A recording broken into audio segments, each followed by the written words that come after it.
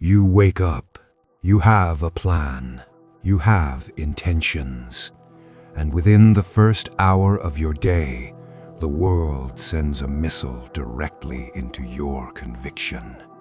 The noise starts, the doubt starts, the tiny, insidious voice that tells you you are not enough, that the market is crashing, that the pressure is too high. We spend our lives reacting. We are sponges, absorbing the panic, the fear, the low-frequency static of the collective mind. You wonder why you feel depleted by noon, why your clarity dissolves the moment you step into the office or open your inbox. It is not a failure of willpower. It is a failure of defense. You walked out the door without your armor. Your mind is constantly bombarded by external forces designed to pull you down to the lowest common denominator of fear and distraction.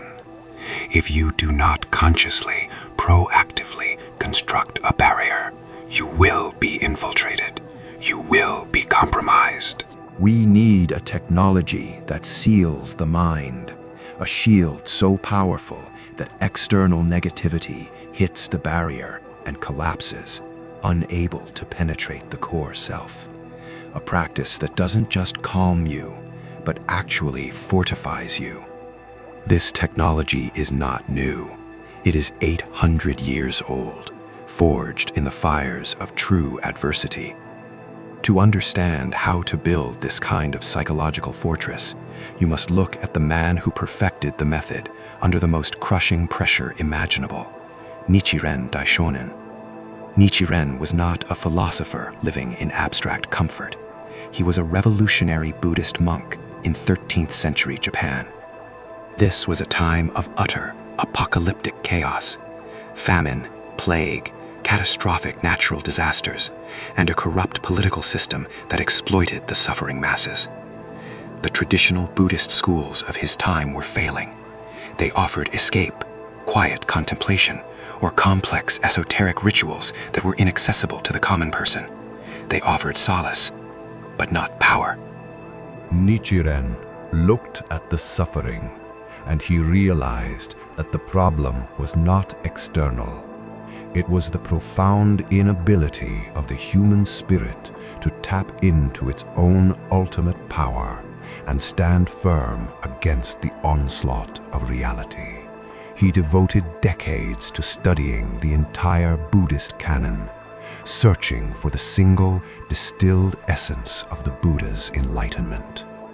He was looking for the universal law that could grant immediate, practical strength to anyone, regardless of education or social standing. He needed a practice that worked instantly, in the trenches, under threat of execution. His conclusion was radical. It was simple. It was the ultimate statement of self-empowerment. He declared that the core of all wisdom, the entire universal law of cause and effect, was contained within a single phrase: Nam-Myoho-Renge-Kyo, the law of the mystic law. This was not a religious chant in the traditional sense. This was a declaration of identity. It was a sound vibration designed to activate the deepest state of life, the innate Buddha nature that resides within every single human being. But this revelation came at a cost. When you declare that the ultimate truth resides within the common person and not in the hands of the ruling elite or the established priesthood, you become a profound threat. Nichiren was met not with acceptance, but with brutal, relentless persecution. He was exiled multiple times. His followers were harassed, beaten, and imprisoned. He faced assassination attempts. At one point, he was arrested and taken to Tatsunokuchi, prepared for beheading. Think about that moment. Standing on the execution ground, the sword raised. This is the ultimate stress test. This is where your faith is reduced to zero or absolute reality. Yet Nichiren did not falter. He stood there, chanting Nam-Myoho-Renge-Kyo, completely unshakable. He was wearing an armor that no sword could penetrate. Not physical armor, but a mental and spiritual fortification so dense that the negativity of the executioner, the fear of death, and the chaos of the world simply could not touch him. The execution failed. A phenomenon occurred, a blinding light, a celestial event, depending on the account, that terrified the officials and forced them to halt the execution. He survived, not through luck, but through absolute, unyielding conviction cultivated by his practice. This is the power we are talking about.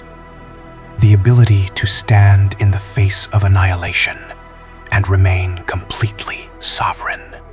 This is the foundation of the technology he left behind. The core of Nichiren's teaching is this: you do not need to seek enlightenment outside of yourself. You do not need to retreat from the world. You need to confront the world with a shield forged from your own life force. The primary function of the morning Daimoku, the chanting of Nam-Myoho-Renge-Kyo, is not merely to meditate or relax. Its primary function is to construct this mental armor for the day ahead. It is a conscious act of spiritual engineering. It is the practice of sealing your inner world. When you sit down to chant, you are doing more than reciting a phrase.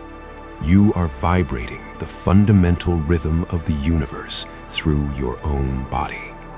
You are aligning your personal frequency, your life state, with the highest possible reality. And when you achieve that alignment, you become impermeable. Imagine your mind as a perfectly polished steel surface.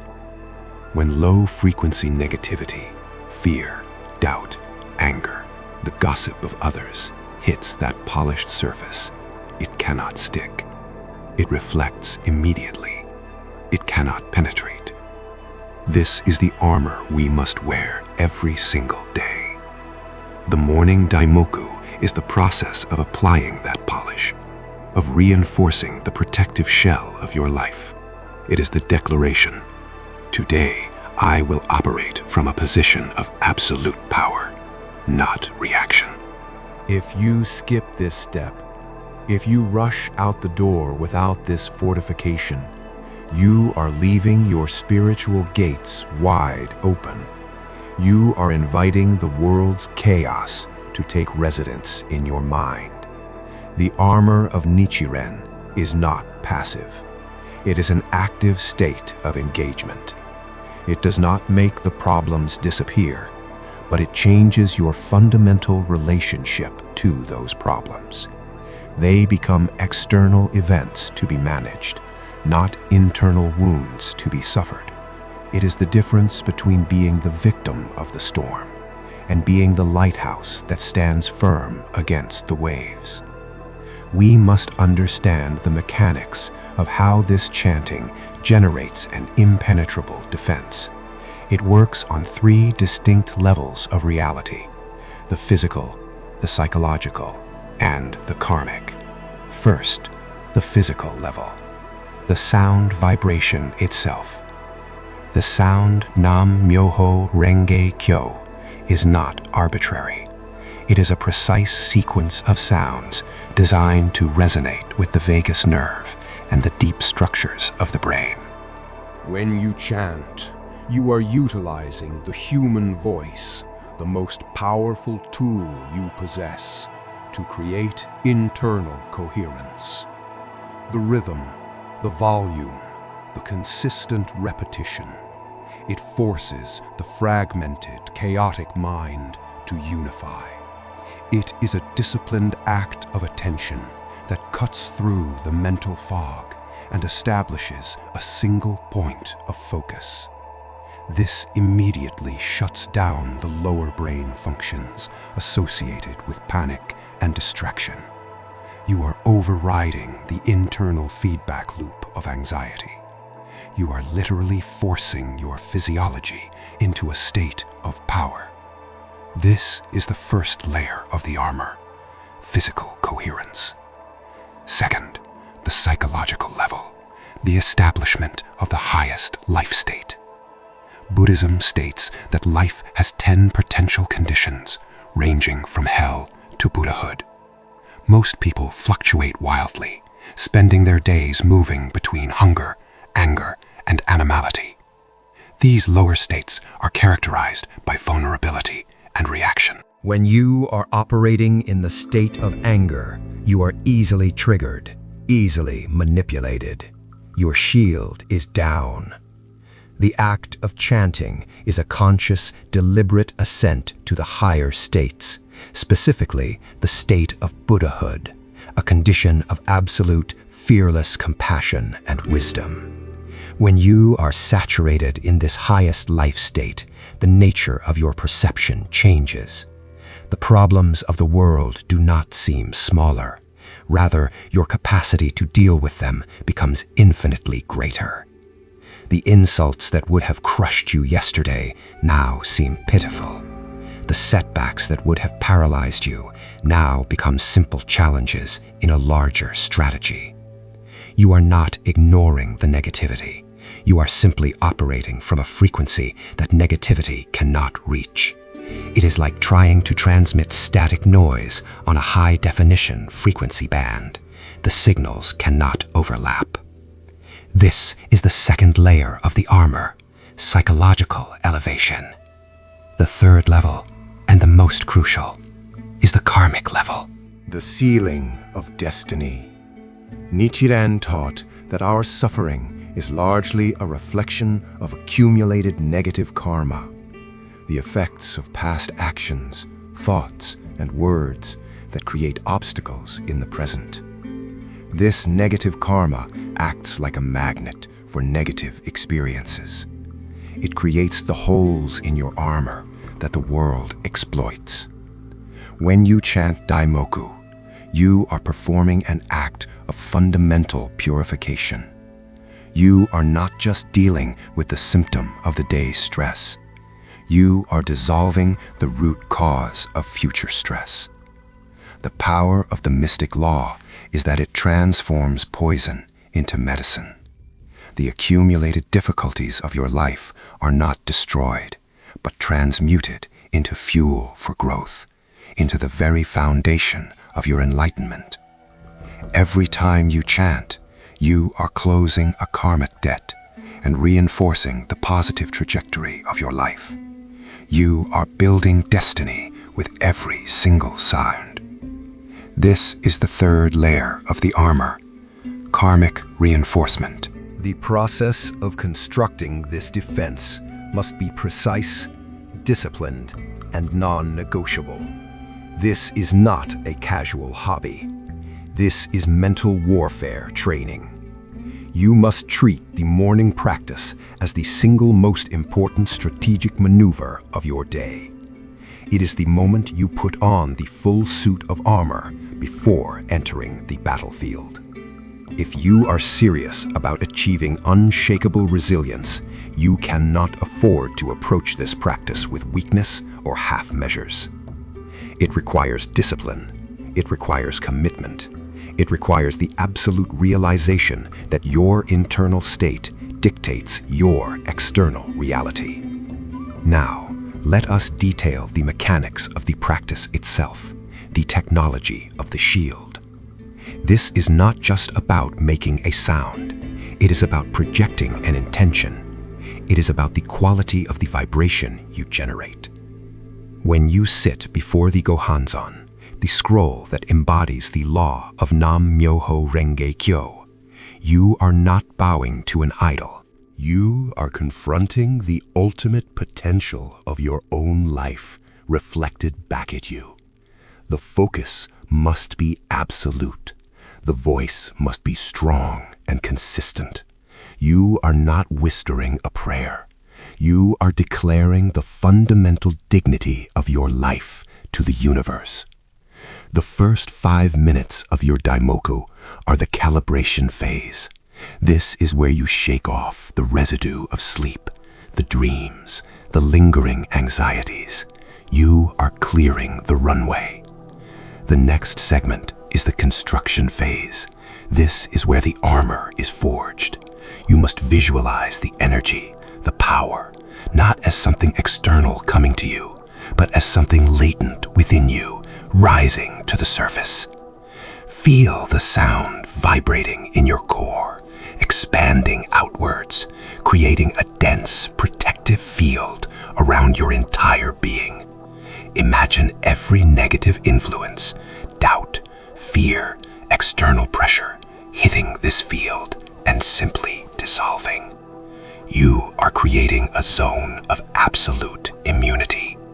This is why consistency is everything. If you skip a day, the polish dulls. If you skip a week, the armor rusts. The world is relentless, and your defense must be equally relentless. The moment you finish your morning practice, you are stepping out into the world as a fully armored warrior. The challenges of the day are still there, but you meet them with the unshakable confidence of someone who knows they are fundamentally protected. The goal is to reach a point where external events, no matter how chaotic, register only as information, never as emotional infiltration.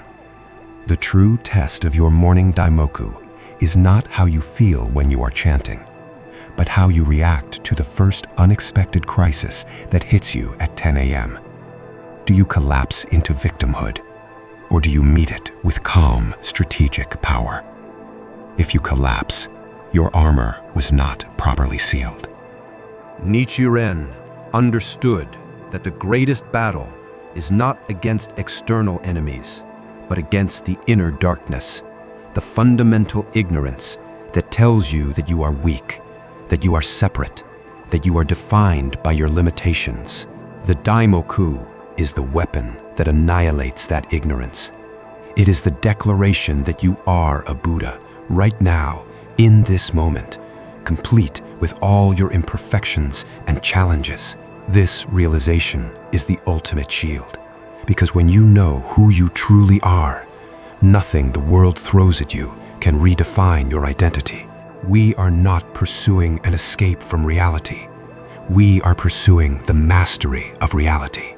We are building the unshakable self. This practice is the technology of becoming invulnerable. You have the blueprint.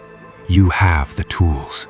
The only variable remaining is your commitment to putting on the armor every single morning. Do not allow another day to be defined by external noise. Do not allow the low-frequency static of the world to dictate your clarity. Go to the forge, build the shield, and walk into the day as the sovereign master of your own mind.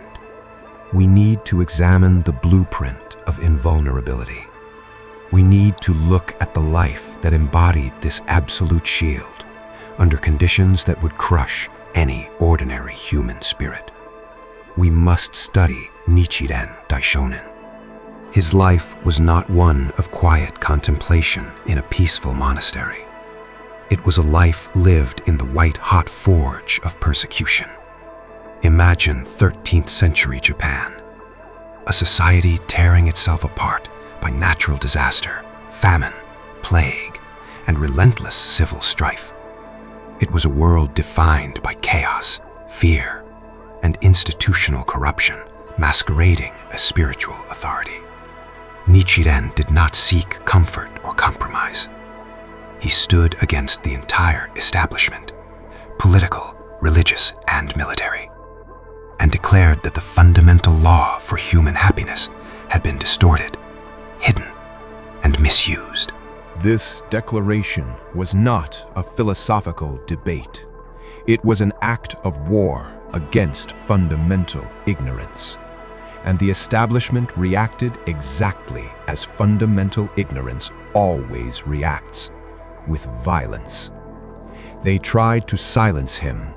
They exiled him twice. They starved him.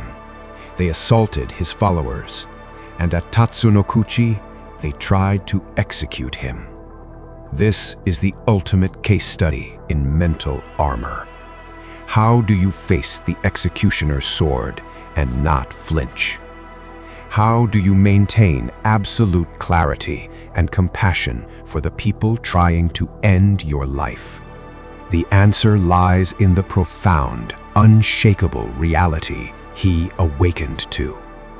Nichiren understood that the ultimate threat to his existence was not the physical sword, but the internal collapse of faith in his own inherent Buddhahood.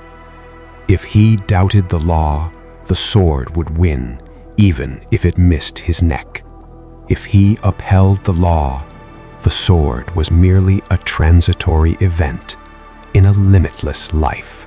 The entire structure of his resistance was based on the realization that his life and every life is the mystic law itself.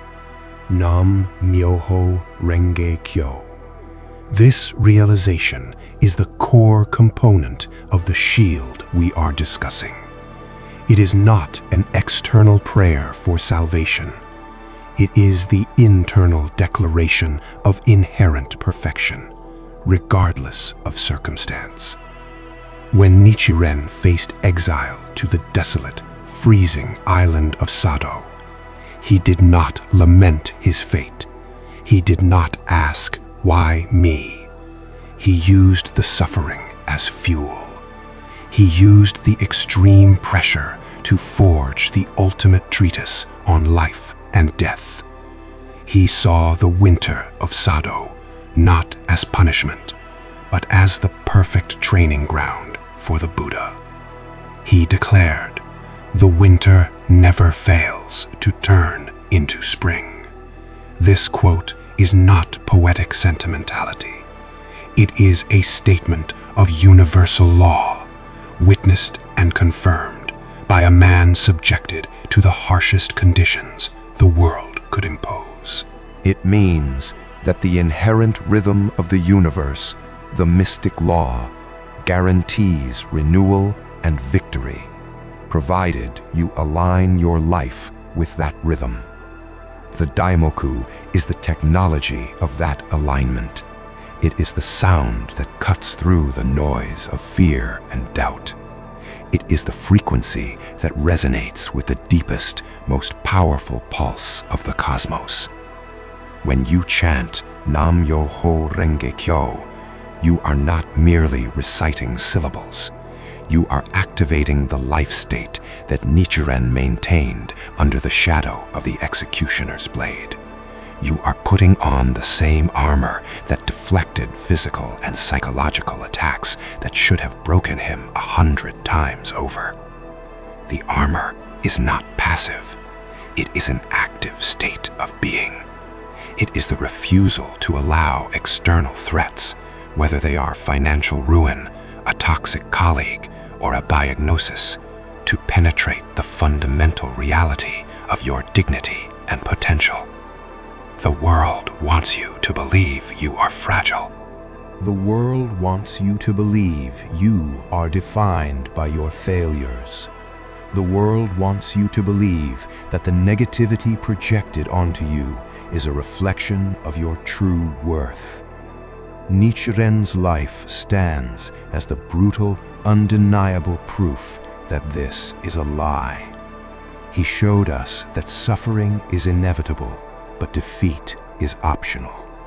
Suffering is the friction required for polishing the mirror of the mind. Defeat is only the abandonment of the mystic law. To wear the armor of the Daimoku means that when the world throws hatred at you, you process it not as personal injury, but as the inevitable sound of ignorance recoiling from the light. When they tried to kill him, Nichiren saw the profound suffering and fundamental ignorance of his persecutors. He responded not with vengeance, but with a fierce, unwavering commitment to teach the law that could save them too. This is the level of emotional invulnerability we are striving for. The ability to look at the source of your pain and respond with strategic power and compassion rather than reactive fear. We study Nichiren's life not for historical interest, but because it provides the ultimate stress test for the practice. It shows us that this armor holds up. It shows us that no external force can penetrate the conviction of a life aligned with the ultimate rhythm of the universe. The persecution did not destroy him. It purified him. It deepened his resolve. It forced him to articulate the law in its purest, most accessible form. The challenges you face today, the professional betrayal, the anxiety, the self-doubt, these are your personal Sado Island. They are the conditions under which you must prove the power of the law. You are not chanting to escape these challenges. You are chanting to acquire the life force necessary to dominate them. The true goal of the morning Daimoku is not just peace, but the acquisition of an unbreakable, diamond-like resolve. It is the establishment of the inner sovereignty that declares, I am the master of my mind, and I will not be moved. When you finish that practice, you are not just mentally prepared. You are spiritually fortified. You have activated the fundamental power within your life that cannot be destroyed. We must now turn to the specific mechanics of how this activation transforms the chaos of the environment into fuel for your own growth. We must look at how the sound Nam-Myoho-Renge-Kyo operates on the neural pathways and the deep reservoirs of your life. It is the sound of absolute courage, and courage is the first layer of the shield. The sound Nam-Myoho-Renge-Kyo is not a mantra designed to calm the surface mind. It is a sonic command that bypasses the ego and addresses the fundamental reality of the universe. It is the vibration of the mystic law itself. When you chant it, you are not asking for protection. You are asserting your identity as a being fundamentally aligned with that law. Think of your life condition like a radio frequency. Fear, doubt, and anxiety operate on a low, dissonant frequency. The negativity that attacks you, the criticism, the jealousy, the professional betrayal, the bad news, it resonates at that same low level. If your internal frequency is also low, the external negativity penetrates instantly. It feels like truth. It sticks to you. Daimoku is the dial tuner. It forces your life condition to shift to the highest frequency possible. The frequency of the Buddha nature, the frequency of absolute courage and wisdom. When your life is vibrating at this high pitch, the low frequency attacks cannot gain purchase. They hit the shield of the mystic law, and they scatter. They are literally out of phase with your activated reality. This is why Nichiren refused to be defeated by Sado Island. He was isolated, freezing, constantly under the threat of execution. The environment was designed to break him, to force him into silence and despair.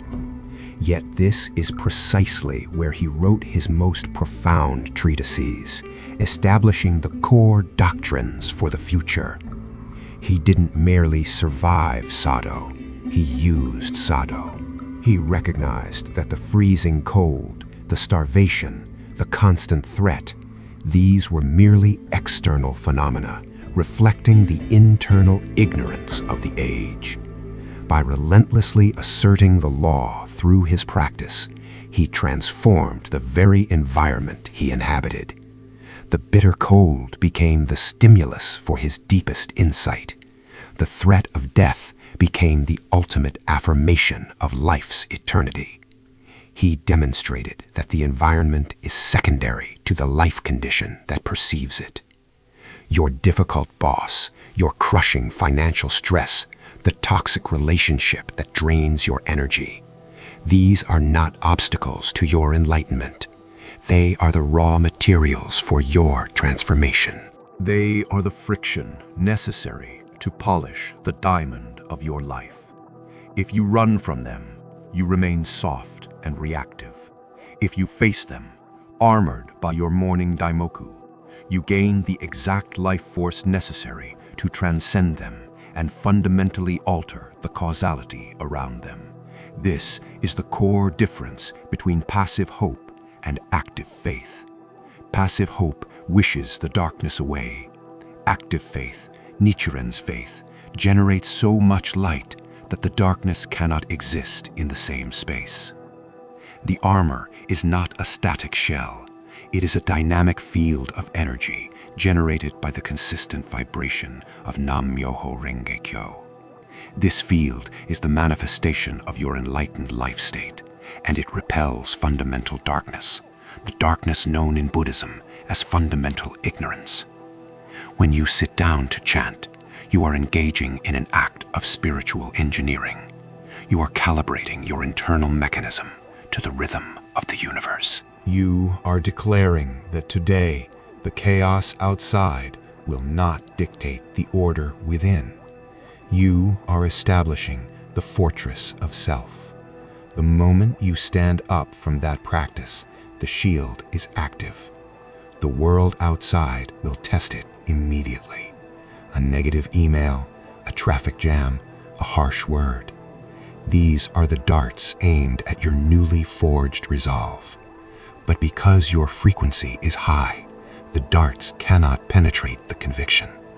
They become noise, not substance.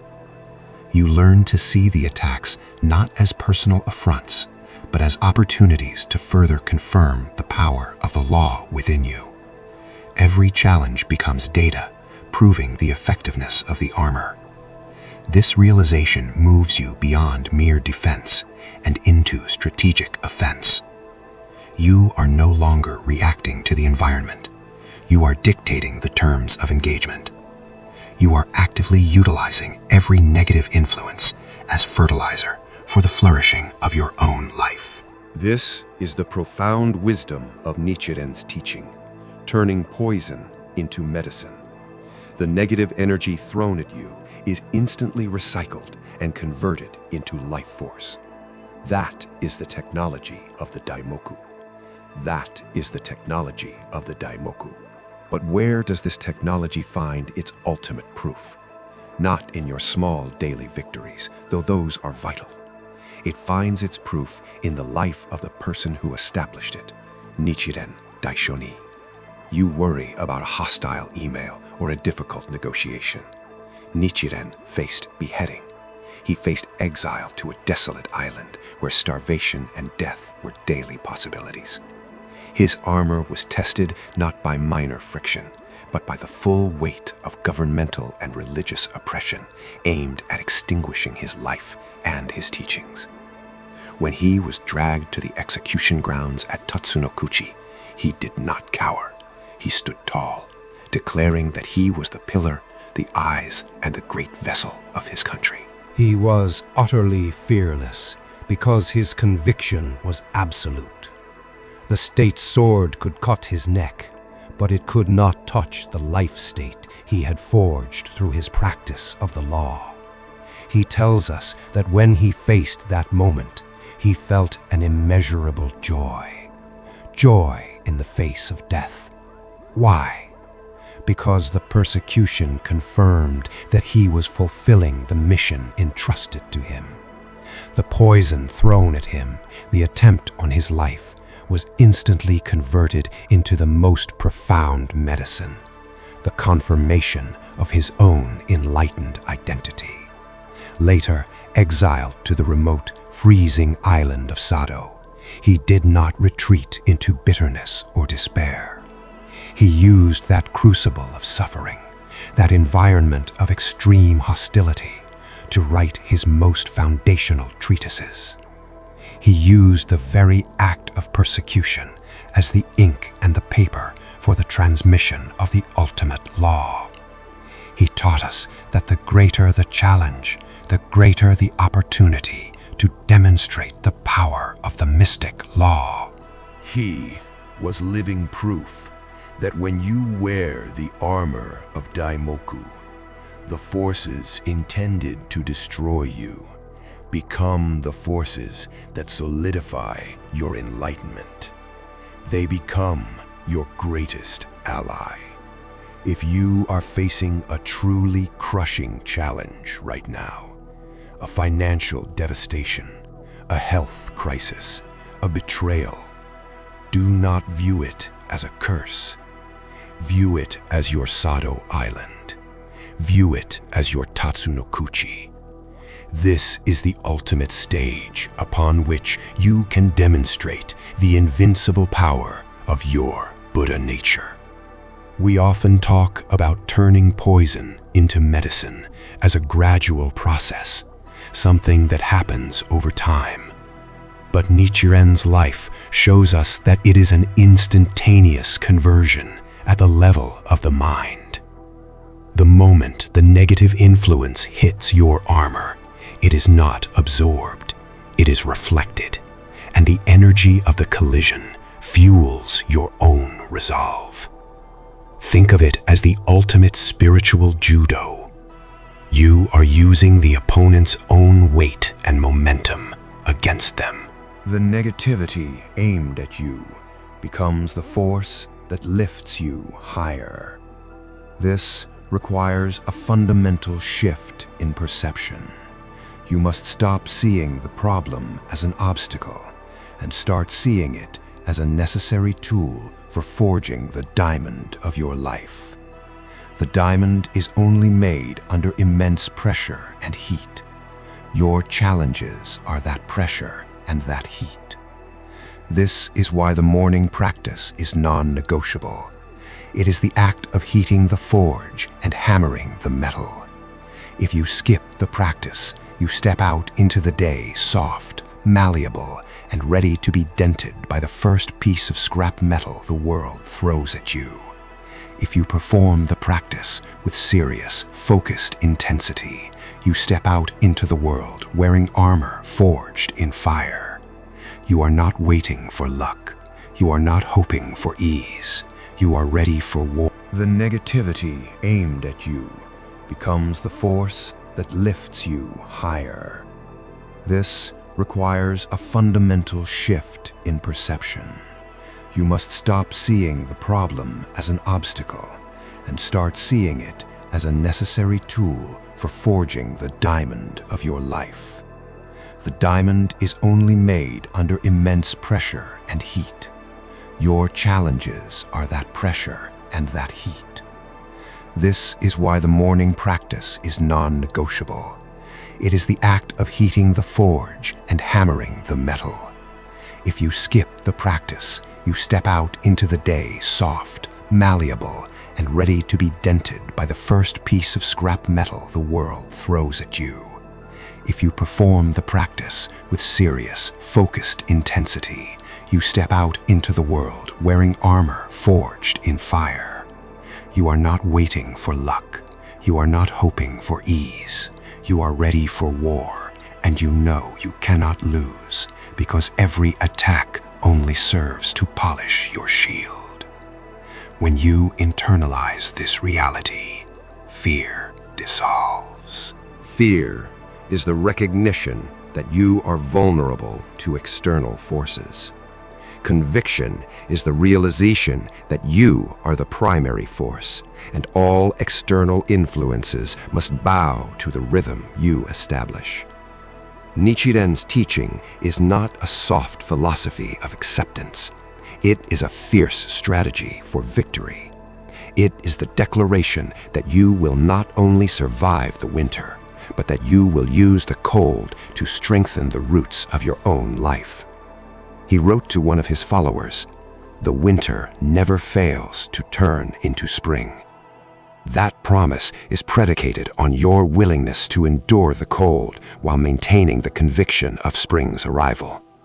The Daimoku is the continuous fire you maintain in the deepest part of your being, guaranteeing that the winter outside cannot extinguish the life force within. The armor protects you from the cold, yes, but more importantly, the armor allows you to walk through the deepest snowdrifts and emerge stronger, carrying the seeds of the coming spring, which you yourself have nourished.